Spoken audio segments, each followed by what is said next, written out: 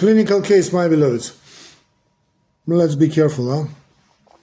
65-year-old man with a 20-year history of chronic heartburn and regurgitation undergoes an upper endoscopy.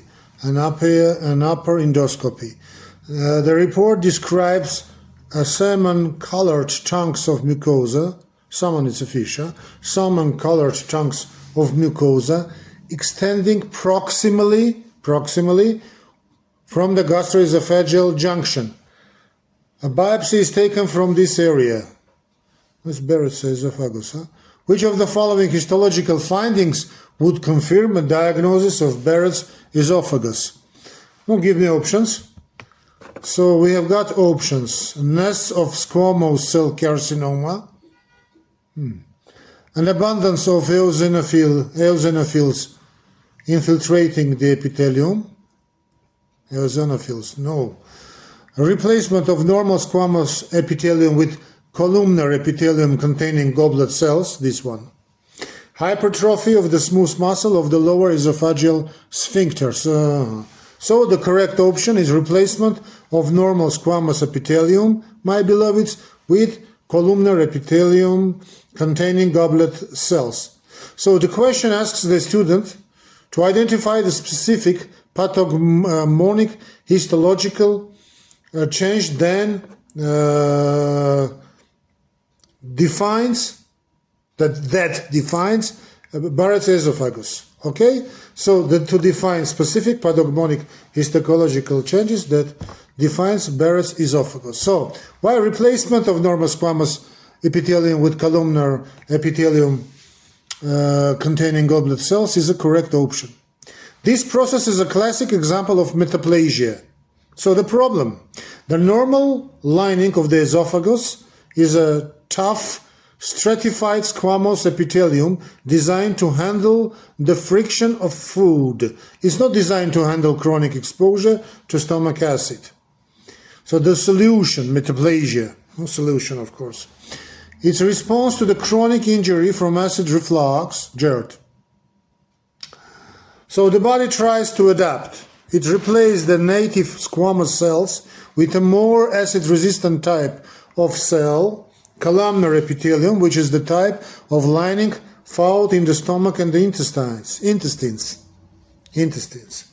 Not intestines, sorry my pronunciation. So the defining feature, the absolute hallmark and definitive of proof of Barrett's esophagus is the presence of goblet cells within this new columnar lining. Goblet cells are specialized cells that produce mucus and are normally found in the intestine. So finding them in the esophagus is called interstitial metaplasia, that's right. And this is the finding that carries the increased risk of cancer. So the salmon-colored appearance on endoscopy is the metoscopic clue, but the biopsy, of course, is the final word. So why the other options are incorrect? What are the options? Nests, option A, nest of squamous cell carcinoma. This is a type of esophageal cancer, but it's typically associated with smoking and alcohol use and arises from the native squamous epithelium, usually in the upper or mid-esophagus. Barrett's esophagus is the primary risk factor for a different type of cancers, esophageal adenocarcinoma. A different type, esophageal adenocarcinoma. What's next? Abundance of eosinophils. A high number of eosinophils in the esophageal lining is the hallmark of eosinophilic esophagitis, an allergic inflammatory condition that can also cause dysphagia or heartburn, but is a distinct entity from Barrett's. And hypertrophy of the smooth muscle, this is incorrect. The problem in GERD is often a weak or incompetent lower esophageal sphincter, not a hypertrophied one. A hypertrophied sphincter would be seen in a condition like achalasia.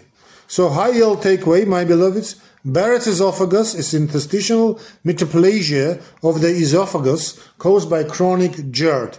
The endoscopy clue is a salmon-colored lining, and the definitive histological diagnosis requires finding columnar epithelium with goblet cells. This finding is critical because it's the primary pre-management lesion for esophageal adenocarcinoma.